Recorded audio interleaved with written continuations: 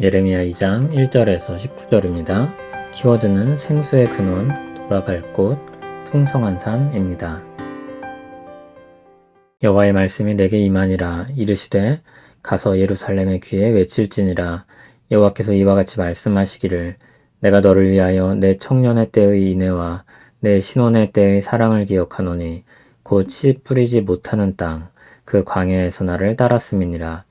이스라엘은 여호와를 위한 성물 곧 그의 소산 중 첫 열매이니 그를 삼키는 자면 모두 벌을 받아 재앙이 그들에게 닥치리라. 여호와의 말씀이니라. 야곱의 집과 이스라엘의 집 모든 족속들아 여호와의 말씀을 들으라. 나 여호와가 이와 같이 말하노라. 너희 조상들이 내게서 무슨 불의함을 보았기에 나를 멀리하고 가서 헛된 것을 따라 헛되이 행하였느냐. 그들이 우리를 애굽 땅에서 인도하여 내시고 광야 곧 사막과 구덩이 땅 건조하고 사망의 그늘진 땅 사람이 그곳으로 다니지 아니하고 그곳에 사람이 거주하지 아니하는 땅을 우리가 통과하게 하시던 여호와께서 어디 계시냐고 말하지 아니하였도다.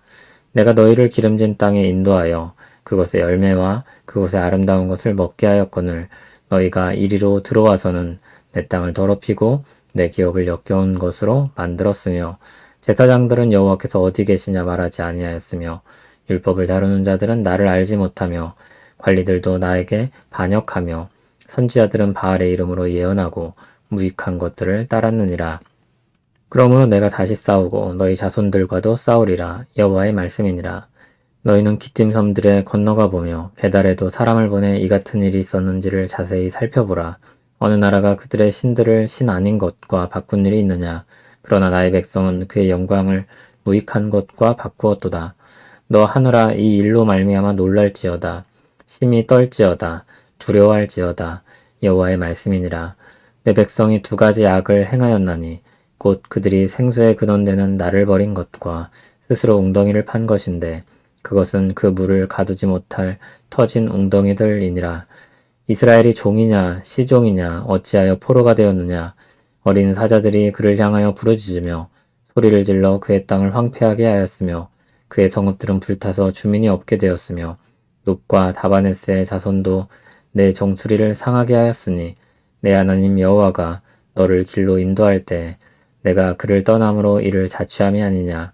내가 시올의 물을 마시려고 애굽으로 가는 길에 있음은 어찌됨이며 또 내가 그 강물을 마시려고 아수르로 가는 길에 있음은 어찌됨이냐. 내 악이 너를 징계하겠고 내 반역이 너를 책망할 것이라. 그런즉 내 하나님 여호와를 버림과 내 속에 나를 경외함이 없는 것이 악이요 고통인 줄을 알라. 주 만군의 여호와의 말씀이니라. 아멘. 하나님께서 예레미야에게 전할 말씀을 일러주십니다. 왜 이스라엘이 징계받을 수밖에 없는지를 말씀합니다. 이스라엘이 처음부터 심판을 받을 대상은 아니었습니다. 하나님께서 이스라엘 택하여 한 나라가 되게 하시고 그들을 이끌고 애굽에서 나오게 하실 때만 해도 그 정도는 아니었습니다. 물론 우리가 아는 것처럼 애굽에서 나온 직후에도 광야의 수많은 순간들 속에서도 이스라엘은 계속해서 범죄를 저질렀습니다. 그러나 하나님은 그 시간들에 대해 아름다운 기억으로 말씀하십니다. 청년의 때의 인애와 신혼 때의 사랑이라고 말씀합니다.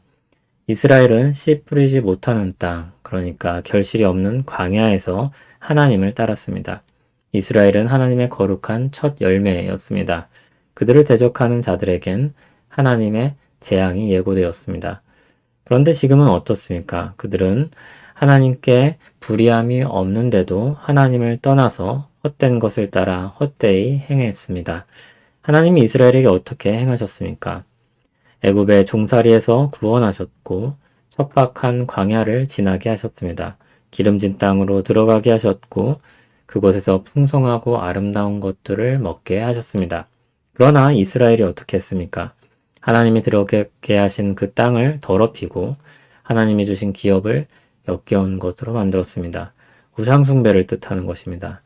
정말 심각한 것은 8절에 보듯이 하나님의 제사장들이 율법을 다루나 하나님을 알지 못했고 관리 즉 지도자들은 하나님께 반역했고 선지자들은 바알의 이름으로 예언하고 무익한 우상을 따랐습니다. 그로 인해 하나님은 이스라엘과 싸울 것이라고 선언하십니다. 이스라엘 서쪽에 있는 기띔 섬에서도 이스라엘 동쪽에 있는 게달에서도 어디에서도 볼 수 없는 악한 행동을 저지른 것입니다. 서쪽 끝과 동쪽 끝 온 세상을 보아도 찾아볼 수 없는 악한 현실인 것입니다. 어느 나라가 자기의 신들을 다른 것들과 바꿨냐고 말씀합니다. 하나님은 현 상황을 두렵게 받아들이라고 말씀하십니다. 그리고 13절에서 이스라엘의 죄를 규정합니다. 생수의 근원되는 나를 버린 것과 스스로 웅덩이를 판 것입니다. 웅덩이는 물을 얻기 위해 판 것입니다. 그런데 그 웅덩이는 물을 가두지 못하는 웅덩이입니다. 제 기능을 못하는 것입니다. 생수의 근원되는 하나님과 대조적입니다. 하나님을 버리고 다른 길을 찾았습니다. 그런데 그들의 살 길은 허상에 불과했습니다.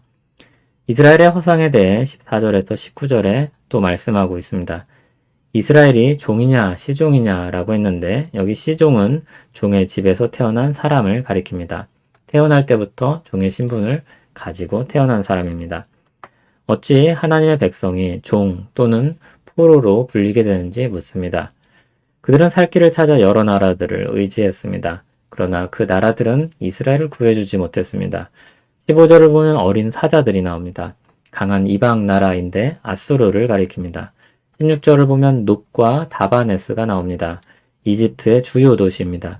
이스라엘은 아수르와 이집트와 동맹을 맺으려고 했습니다. 그러나 그들은 도리어 이스라엘에게 큰 피해를 입히는 적국이 됩니다. 17절을 보면 그것은 단순히 정치적인 잘못이나 실수가 아닙니다. 하나님을 버리고 자청한 결과였습니다.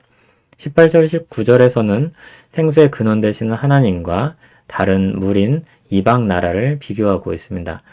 그들은 애굽으로 아수르로 물을 찾아갔습니다. 그러나 어느 강도 그들을 채워주지 못했습니다. 도리어 그들은 자신들의 악으로 말미암아 책망을 받게 됩니다. 하나님을 버리고 하나님을 경외하지 않은 결과 만군의 여호와로부터 고통을 당하게 됩니다. 하나님을 버리고 하나님을 경외함이 없는 것이 악이며 고통입니다. 생수의 근원이신 하나님이 오늘 말씀에 강조되고 있습니다. 하나님 베푸신 인애와 사랑으로 결혼하여 신혼을 보내던 기쁨 넘치는 과거를 뒤로하고 기쁨의 근원이 되시는 분을 떠났습니다. 그 결과는 참혹하지 않을 수 없었습니다. 문제는 점점 가중되고 있습니다. 그들은 다른 물을 찾아 떠났습니다. 그러나 하나님 외엔 진정한 생수는 없습니다. 요한계시록 2장 4절 5절을 보면 처음 사랑을 버린 교회에 대해 책망하며 회개하라고 말씀하고 있습니다. 돌아오라고 촉구합니다. 헛된 기대를 가지고 하나님 아닌 다른 것으로부터 생명을 얻을 것이라고 착각하고 있다면 어서 돌이켜야 합니다. 다른 그 무엇도 참 생명을 줄 수 있는 것은 없기 때문입니다. 다른 사랑이 그럴듯해 보일 수 있습니다.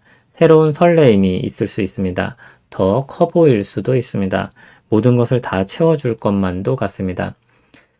이집트에 있는 나일강과 아수르에 있는 유프라데스 강이 그들을 살려줄 것만 같습니다. 그러나 그것은 다 허상입니다.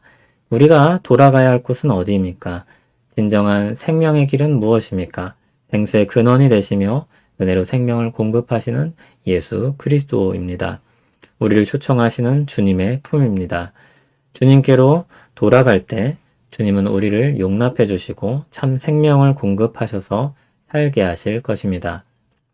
자유롭게 부족함 없이 물을 먹을 수 있을 땐 그 소중함을 모릅니다. 그런데 물이 떨어지고 목이 마르면 심각성을 비로소 느끼게 됩니다. 하나님이 함께 하시는 것이 그분께 속한 것이 어떤 복인지 잊고 살기가 쉽습니다. 그런데 상황이 급박해지면 하나님을 다시 찾곤 합니다. 그제서야 빈자리를 깨닫는 것입니다. 그때라도 돌아오면 다행이죠.